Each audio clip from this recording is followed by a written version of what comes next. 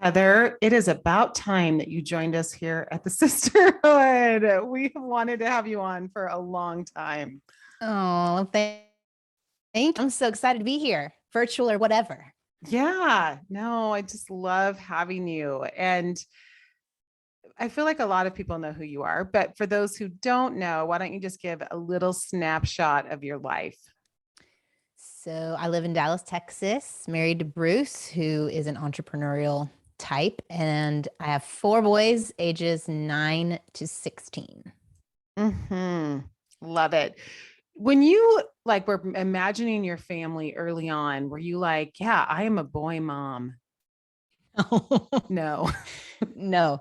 So my husband has 3 sisters. His dad has 4 sisters, and his grandfather had no siblings. And so our last name was completely dependent on us having boys. And then like my sister and brother had kids, but they only had girls. Biologically, they'd adopted. But then, so I was thinking, oh my gosh, am I even going to be able to have a boy? There was a lot of pressure for that first boy. But once I did, I was like, okay, check. We got the MacFadyen name at least somewhat sealed. And then they just kept coming. But I am definitely a girly girl, did ballet, synchronized swimming. I love musicals and theater. And I know I couldn't be farther from a boy mom type. That's so fun. You did synchronized swimming. I mean, not to get sidetracked, but can we just stop? It's hard not to with that fact, right? I did throw that in there, but that, I mean, can you think of more a girly thing than like, I'm going to swim synchronized to music? Yeah. As a with team, other girls. With other girls and wear makeup and sequined outfits. Yeah. It's pretty great. Oh my gosh. No. Was that in Dallas? It was in Indianapolis. Oh, yeah. Indianapolis synchronettes. Oh my gosh. That is a fun fact, Heather. That is just a really fun fact. I don't meet many people who have that fact. Our team, the event when we went to the Junior Olympics, the song started with Just Eat It by Weird Al. Okay. Yep. That feels age appropriate for all of us. And I was trying to describe Weird Al to my girls the other day because you were? Yes, just as you do. Well, this is why, because we were in the emergency room. Oh, I mean, long story, but my husband had surgery and it started with an emergency room situation between Christmas and New Year's. No. And one of the characters, the emergency room was full of these characters that you think this isn't real. This is like we're in a movie. And one of them, okay, I'm going to give the clean version, but one of them reminded me of Weird Al Yankovic. And so I was trying to describe that that's what he looked like. I will not tell you what he was saying and why I was nervous that he was sitting near us. Oh, dang it. Yeah. I want you to. I mean, this is anyway. So yes, Look Weird Al did come up. Okay. But talking about boys, we could definitely go down that trail of synchronized swimming, but, okay. When you had that first boy and you started like then having more boys and you're like, okay, this is a thing. I'm a boy mom. What was surprising to you about boys? What was different? So another little known fact, or maybe known fact, is I by trade am a speech language pathologist and I specialized in 0 to 3 child development. So I legit, before that baby was born, thought I would be the most amazing mom to a baby all the way to 3. I knew 0 to 3 like so well and what to do. And I think boy or girl, what surprised me was how little I actually knew. I mean, crying in the closet. This boy had reflux and screaming fits and hardly slept. And so I think I was humbled from the get-go that none of the formulas I was handed were working. And I just felt totally incapable of keeping this child happy. And I even had a degree in it. So that was surprising. But as far as the boys, I think it's when they hit around 4, 3.5, 4, and they start becoming really aggressive and impulsive. And they're biting and hitting and almost getting kicked out of Mother's Day out. And I did not know that you could love and care and have a good attachment with the baby and they could be so violent. I mean, sin nature is a thing, but I just it felt like, oh my gosh, they're acting badly. People think I'm a bad mom and I don't know what to do, especially when they're not around me. I can't control them at all. I'm just laughing because, as you know, I had 3 in a row. 3 boys. My oldest is a girl. Then I had 3 in a row, and I literally felt like they were bear cubs everywhere we went. And I'm like, this is roping the wind, people. Please don't look at me because I can't stop it. Like, it's just so true. I know. I wish if I could go back now, I think I would, now that I know, like they stopped hitting and biting random people, and they can go to the bathroom in a regular toilet. They can sleep through the night. I think I would have just, I don't know, maybe not, but I would like to think that I would take it in stride. Like, okay, they made that mistake, redirect, love, move on. Instead, it was just anxiety producing, stressful, and inhibited my wanting to be around them and my wanting to be out in public with them. So that had a ripple effect on my relationships. And so just recognizing that misbehavior is expected, and your job as a parent is shaping them. They don't come out with an adult brain that's able to stop those impulses and make good choices. And even though their music teacher, when he hit someone with a shaker on the head, said, "Where did he learn that?" I was like, lady, even though the world around you might draw some lines and conclusions that it's all your fault when they make those wrong choices, to just have the strength of self and ability to recognize that that is a person outside of me and they will make wrong choices. And it is not a label on my ability or inability as a parent. If I'd have learned that a little bit sooner, and I'm still learning it because now you have teens and they make some foolish choices too. Yeah. Free will. Free will's a thing. Dang it. Yeah. Yeah. Well, I had a biter in my girl group. It's not fun. It's really not. It's like the when you have scarlet to leave. letter of preschool. It is not fun, but boys are especially physical. Like, and I probably have pretty typical girls in that they can sit still. They can sit and listen. They can follow step-by-step instructions. So traditional school for them has always been pretty manageable, maybe a little boring, but at least manageable. And I have always felt bad for kids who just have to move their bodies. And it often has been boys. So how, as you transitioned into the school years, how did you approach school with your kids? Did you send your kids to school? I mean, I don't know what your schooling option was that you chose for your family. Yeah. So when we started researching it, we moved to Dallas pre-kids, and we've been in our house since before we had kids, 18 years. We didn't look into what the schools were like around us. And we discovered the public school ended at 3rd grade, which we thought was an odd time to transition. So we thought, okay, we got to do private. And we did all the surveying of all the places. And I'm thankful God kind of led me to a place that has smaller class sizes, because I think for my boys, they needed that a smaller, and the fact that we have grandparents that are helping us out and that this was an affordable option, although it's been challenging, but that the number of students, affordable, quote unquote, the number of students per teacher, that was super helpful. It was also a place that, like, they didn't put a ton of stuff on the walls. It was a pretty clean environment, and that there wasn't a lot of distractions visually. And then it has a reputation in our community of being a quote unquote stricter, but I didn't feel it was strict where it was like, these are some firm boundaries, and my boys needed firm boundaries. And my husband and I are not great at that. We're not, people are like, be consistent. I'm not very consistent. Okay. I'm just not, I'm not wired that way. Never been wired that way. I'm pretty flexible and bendy. So it kind of is the yin to our yang, and that it provides some boundaries and is training them in some habits that they wouldn't get from us at home. And so I've seen the benefit of, picking a school that's actually different from our home environment, so that they've gained some skills they wouldn't get here. I've also seen, like, I had to work. I communicate so often with the teachers, trying to help them understand how a boy learns, or how boys with sensory issues learn, how some behavior is not like purposefully evil, but this dysregulated space, and how to help them get regulated. I've tried to connect our OT with the teachers. My newest favorite book is called The Explosive Child. I brought that into a teacher meeting with all of the teachers. And it's looking at, these are the lagging skills for my child, and I'm sure that's causing some problems in the classroom.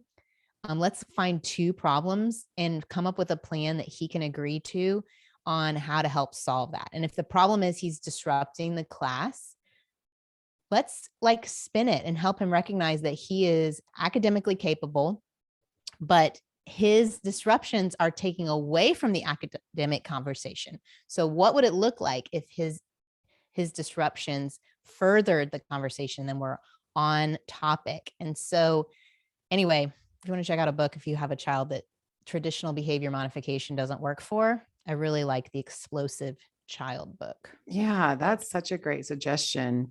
So you said something there that I want to go back to, and that is when they're dysregulated and then how to regulate them. A lot of people may not understand that language. And what I think is helpful about this concept is that it's not just children, it's adults and it's teenagers and it's college age students. And so it's a really important skill for kids to be able to learn how to identify when they're dysregulated and how they then come back into that regulated state. So can you describe that and go into that just a little more? Yeah, one of my good friends is a professional licensed counselor. Her name's Carissa Fry, and she's come on the show a few times, and she introduced this concept to me called the window of tolerance. And the window is basically when you are in a really calm, happy state. Maybe right now, as you're listening to this podcast, you're on a walk, no one's bothering you. You are listening to us and you're able to attend and take in the information. You're in the window.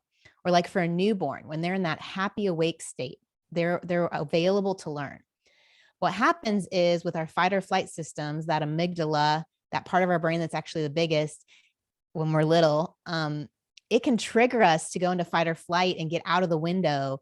And that can look like tantruming or screaming, and that's being dysregulated. Or we can go into collapse, which is below the window. We go into shut down, we pull away, and we're not available to connect or to learn. And I think recognizing, even as a mom, when you have little ones around and boys who are loud, I'm a highly sensitive person myself. And so the noise level with boys, even just right before we got on, I had to remind, he's doing it right now.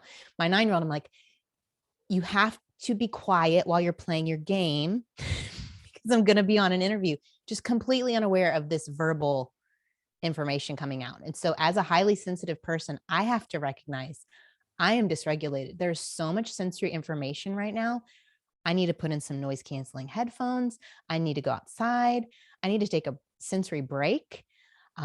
For my one son, it's deep pressure helps get him back regulated. So if I could have him go to the nurse's office and she knew that maybe have him do some wall sits, or if he's willing, do some push-ups, not as a punitive, but more just like a get your body back where it needs to be. And those deep joints, when they get pressure on him, whether it's running, when he plays basketball, or just even carrying a big stack of books for the teacher, that helps him get back into that window. Yeah, that's super helpful. And I think it's this whole idea that we all have triggers and we all have stress points. And so, like when you were talking about noise, my husband is like that. Like if it's, which with boys in the house, it's loud so much. And he's always saying, he looks at me and he says, why does everyone have to be so loud? And I'm like, because they are. That's what they do. That's, but for him, like it's a real trigger. Like he really struggles being in that space where everything is so loud. So, even as adults, like you were saying, as parents, I think sometimes so that we don't erupt, so that we don't react in anger, so that we can come at things in a more rational and logical view, we have to regulate. So like for my husband, he has to step outside, whatever he needs to do, and then come back in. Yeah. When I would see like negative interactions between my boys when they were younger, especially, they talk about that 5 o'clock hour. I think it's your bodies are starting to get really tired. You haven't quite eaten yet. And so you're starting to get dysregulated. And so we had this little trampoline in our living room with a handle on it. And I would say, okay, go jump 20 times. Or I would say, okay, I'm going to give you 3 minutes. Let's see how many times you can run around the garage. And I would give them some sort of activity to help rev them up. I know that sounds weird, but it helped them not pick a fight with their sibling, start whining with me while I'm trying to make dinner. That was really helpful. Or, if you need a calming thing, again, to regulate after dinner, they get the food and all of a sudden they got all this energy again, and you're trying to get them into bed. We have these brushes that it's like a doctor uses to clean before surgery. And we use it to like brush my son's skin before he goes to bed to help calm him down, or the weighted blankets everybody talks about, coming up with something that helps them. But me as a parent, if they're out of the window and they're picking a fight with their sibling, and then I'm out of the window, I'm losing my mind, we can't both get in. So I have to, like you said, get myself in the window to calmly invite them into that space, or to model that, okay, mom's going to take a time out. I'm going to go to the bathroom and listen to some worship music for a second. You don't even have to tell them what you're doing, but I agree. Yeah. Being aware of yourself, and you can't both be out of the window. Think you're going to get back in. Yeah. So good. I like that you mentioned dry brushing. I mean, I think, isn't that what it's called? Dry brushing. Yeah.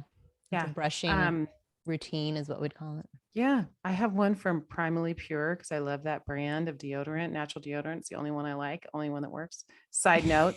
But they have a dry brush. Sponsored by. So yeah, exactly.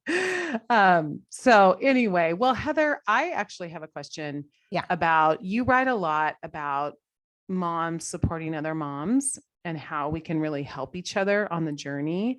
And I was wondering, has there been a time where you have just felt like, oh my gosh, I do not know what I'm going to do in this scenario, and I need other moms, and I need to come alongside, or other moms to come alongside me. And I'm sure, and you do that on your podcast as well. You come alongside so many people on their journeys, but when have you had that experience? I think, like I mentioned, with all the boys and the chaos, and by the time I got to 4 boys, 6 and under, I really didn't want to be around other moms with my boys, because I was confident one of them would do something embarrassing or hurtful or destructive, and it wasn't worth it to me. Like, I wasn't becoming better friends with anyone, and I wasn't feeling better as a mom, and I was definitely not being more connected to my boys. And so I just pulled away. And what happened was I kind of went into a mental breakdown and ended up seeing a counselor. Eventually, I had to come to the point where I found safe people who I could share the mess of my boys, and just, they were okay if they were chaotic. We have few people that would invite our chaos into their home, and them modeling that they're okay. And, I'm okay if they're okay, and they're not judging me. And there's not this high expectation of perfection amongst our kids, as if, I don't know, you guys know when you're around certain parents and it's like they've read the books and they're judging everything you do and giving you advice when you didn't ask for it. I just needed some people I could be around and have some positive experiences, that my kids could be a mess and they would be okay. And they would be loved by these people, not just okay. And so I've had that, even relationships where I felt judged before. As of recently, I've seen those relationships transition as I've become more comfortable with my kids making mistakes in front of others. I've seen those moms even change in their communication to me. They're not judging, they're actually encouraging. And so with the one with sensory issues, when he becomes dysregulated and is super disrespectful in front of other people, I had one mom, a good friend of mine, just look at me as I was responding to him calmly. And she said, "Oh, it's so hard. And you were doing such a great job." Aww. And it was huge for me to let him be himself in front of her, for her to love him, even if he's acting that way right then. And for her to just kind of bolster me, hold me up, as this is like an everyday challenge for me. And so I don't know if that exactly answers your question, but it's just story after story of me working through my own mental blocks and letting people in and finding people that were okay with messy, clunky people. Yes. Well, and just finding that actually when we're okay with our messiness and clunkiness, that makes other people okay with theirs as well. And so then maybe they don't feel that way. Maybe we're kind of projecting onto them, but they're just afraid, they have the same fears of not being able to show what's really going on. So I appreciate that. I heard a funny story. I was at a 40th birthday party and we were talking about the birthday girl. And this one mom was like, I remember the first play date I met you, and I was so nervous, and I had a baby, and I was pregnant, and a toddler, and just everything felt super chaotic. And I looked down and my child had just spilled all these goldfish all over the floor, and the toddler starts picking them up and eating them. And I'm thinking, oh my gosh, these moms are going to judge me that my toddler just ate goldfish off the floor.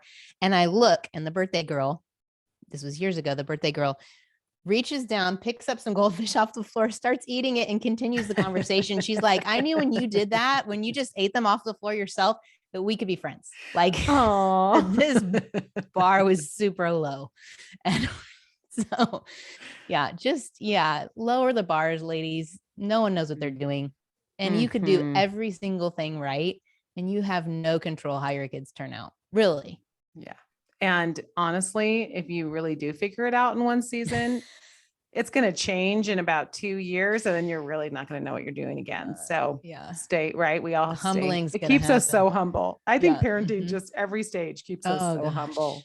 Gosh.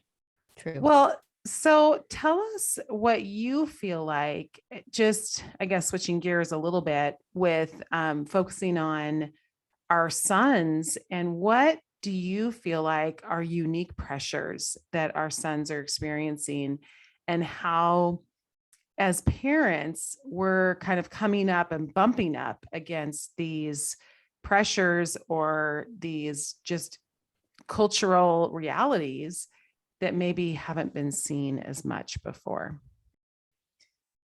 I don't know. I think boys right now, the bar has actually been completely dropped for them. Like, I don't think we're expecting much. And I think there's been all this empowerment for women, which is awesome. But in that, we've kind of lost respect for our husbands. We've lost respect for the concept of male leaders. And there have been plenty of male leaders who have caused that to happen.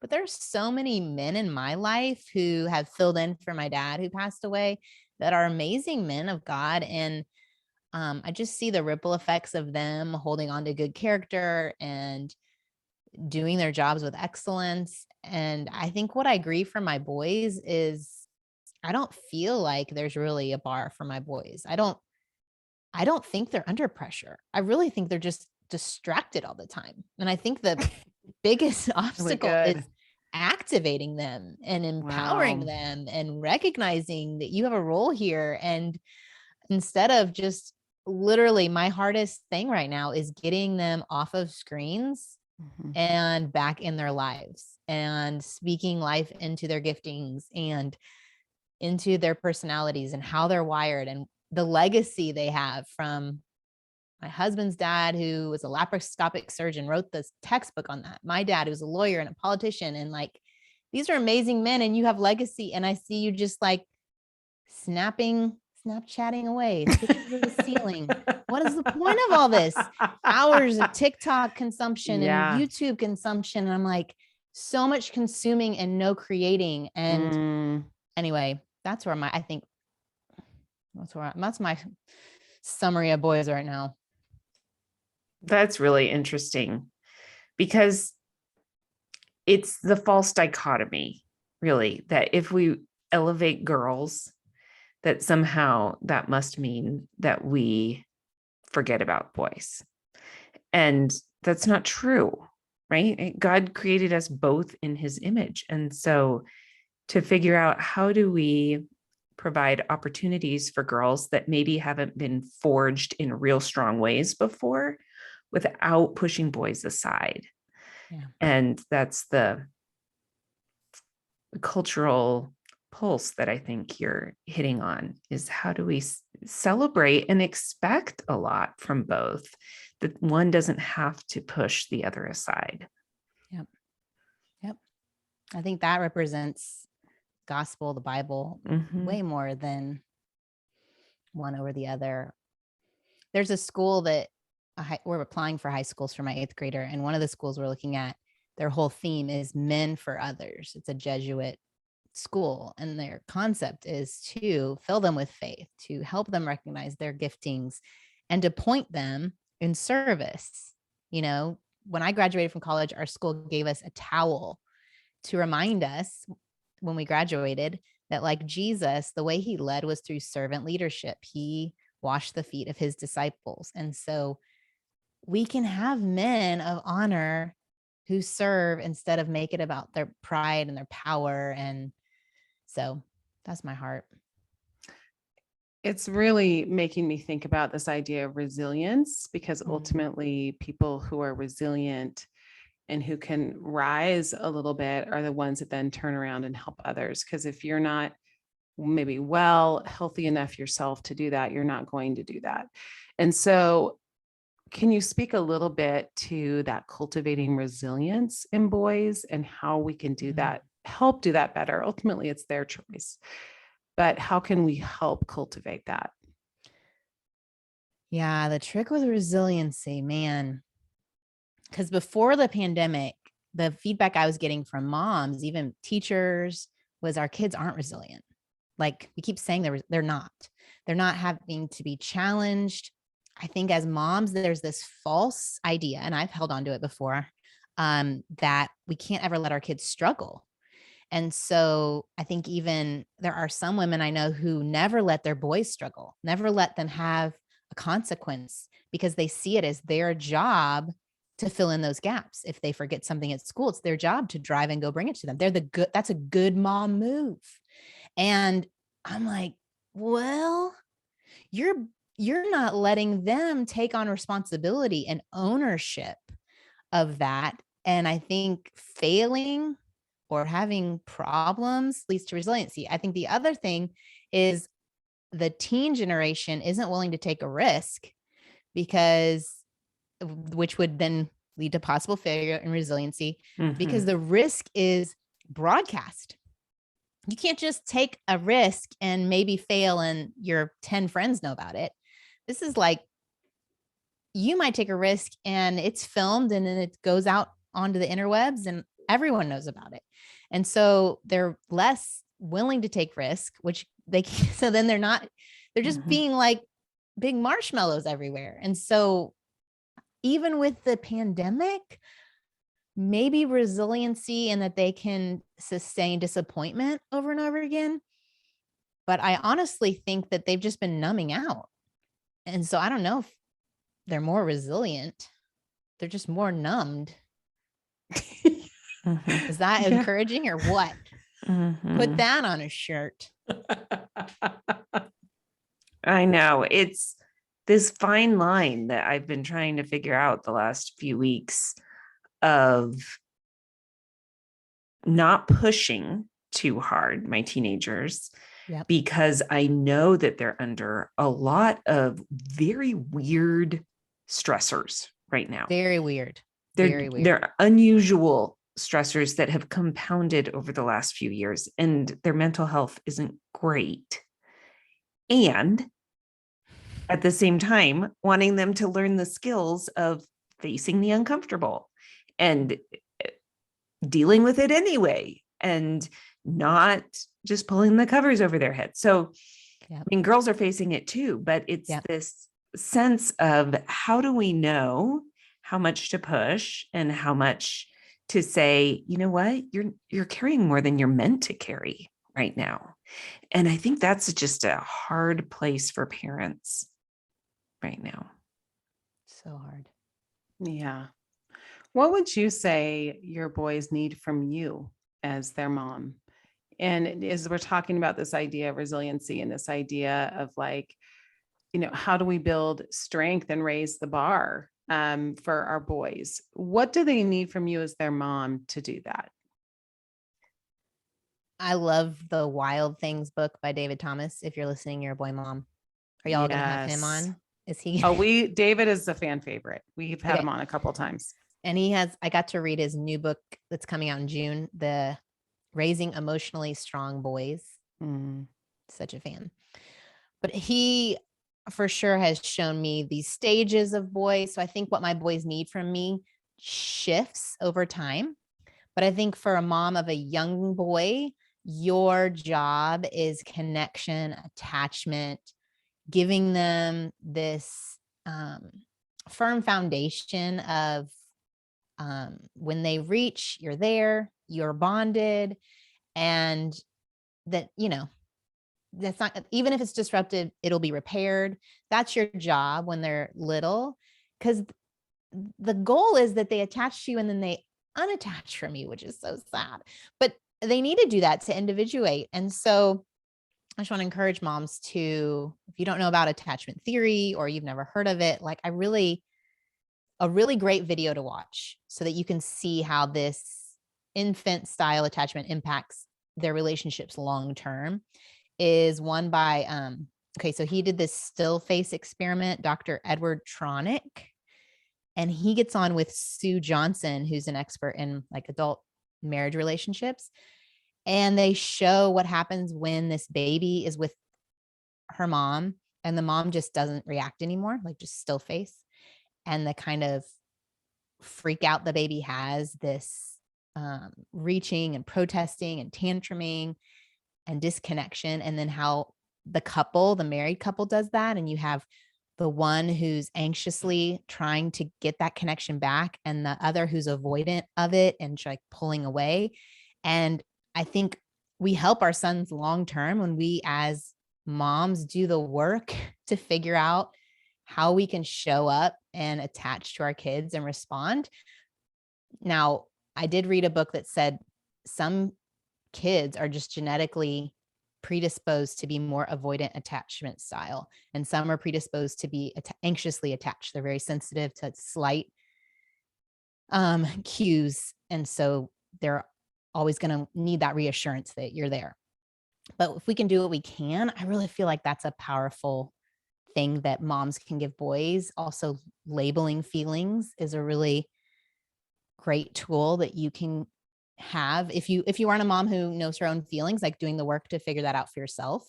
I think those are two really great things we can give to our boys. Yeah, what a fascinating video. I'm excited. Yeah, go look that up. Yeah, I watched it with my boys and it was interesting how they responded, and one of them is using some of the things from the video to kind of connect with me, so I thought it's helpful.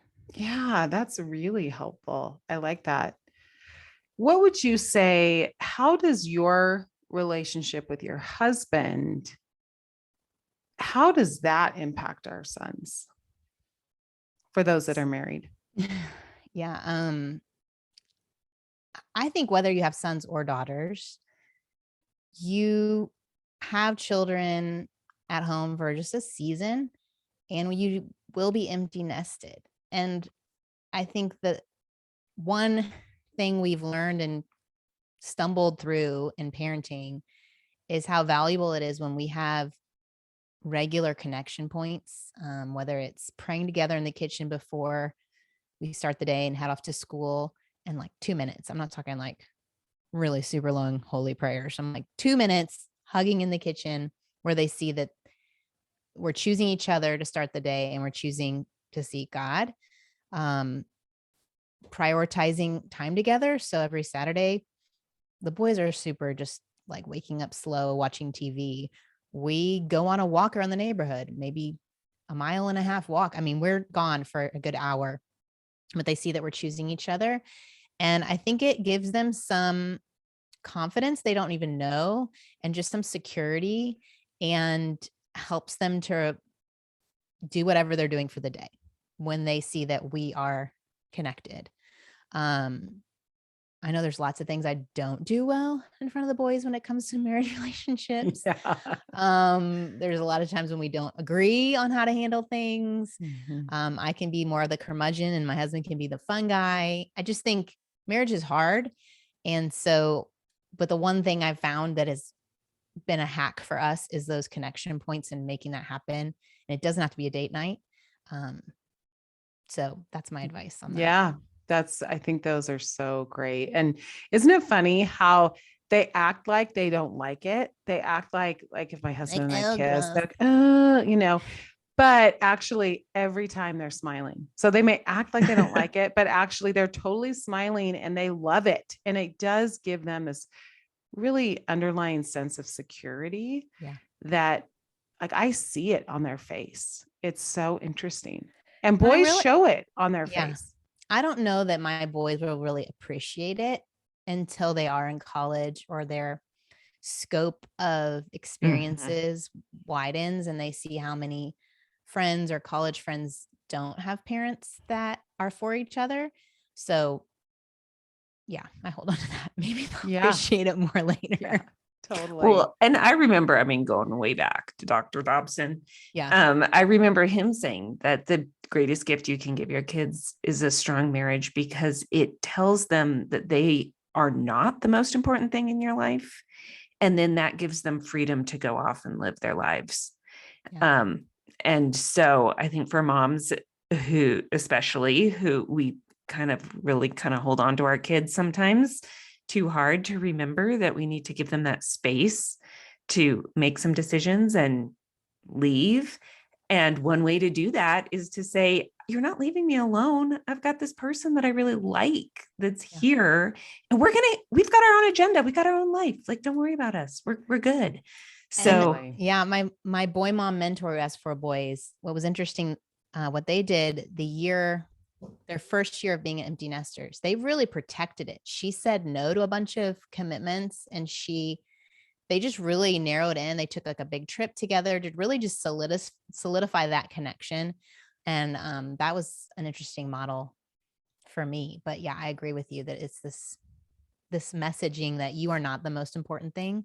I also think as a married partner, recognizing the power your husband has to help you in parenting boys, because I am not a boy, and how like when a situation and I get all worked up and I'm like, how could that kid do that? Or how could this blah, blah, blah, or how could he respond like that? It helps me to have him say, yeah, I could. Yeah. I used to want to punch people in the face. Yeah, I get it. And I'm like, oh, they're not going to go to prison. Maybe they'll go to prison. They might go to prison, but yeah, totally. It helps me. And just to let them play how they're going to play and let him have a relationship with them in his own unique way. Is helpful. So good. So important. Heather, as we are wrapping up today and we just want to glean as much as we can from you, but what would you say are like the best 3 things that you've done? Or look, if you don't have to say the best, sometimes that feels limiting, but what are 3 really good things that you have done with boys?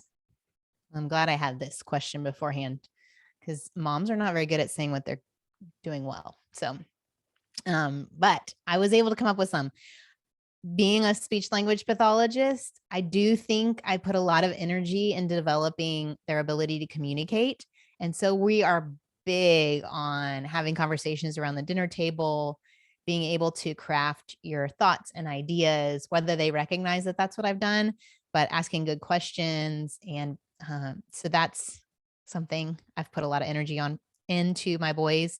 Also, it was kind of how I was raised, but being able to engage culture, not just being a Christian and you've got this bubble and you only interact with things that are quote unquote Christian, but being able to take the gospel worldview and go into the world and kind of evaluate what lines up, what doesn't, how does that inform my faith? How does my faith inform that topic? We do a lot with the communicating, talking about that. And I don't keep them from things of this world, if that makes sense. Growing up, I saw a variety of movies and then we would discuss them. Yeah. And then really leaning into their individual strengths. I think it's particularly helpful if you have a lot of kids of the same gender, so that they can find their niche within your family and their place of belonging, and just really speaking that identity and individualism over them, so that, they know their purpose and why they're there. And I think that helps those dynamics with siblings, that they don't see each other as competition, because they're so different. Totally. And I've seen it a lot now that I'm looking back on our parenting a little bit with some older kids, is the younger siblings, like, you don't expect them to be like their siblings, but they expect themselves to be like their siblings. They put that kind of pressure on themselves, and they fight that battle. And as they've come to better be able to communicate that in their older years, I've come to realize what a unique pressure that is as a younger sibling sometimes. And not every sibling feels that way, but a lot of them do. So I think some of those things that you said are really helpful, even in helping with that dynamic. Hopefully.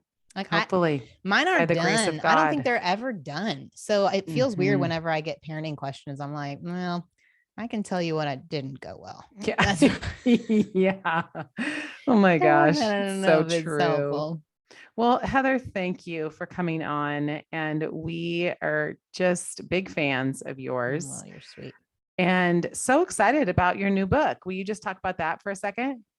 Yes, it's called Don't Mom Alone: Growing the Relationships You Need to Be the Mom You Want to Be. And it's about your relationship with God and others and your kids. Yeah, So. Such a good book. So good. And of course, your popular podcast, Don't Mom Alone, by that same title, is just a great resource for moms. So thank you for that too. Yeah. All right, Heather, have a great day. We'll be in touch Thank you. soon. Thanks so much. Bye, y'all. Bye. Bye.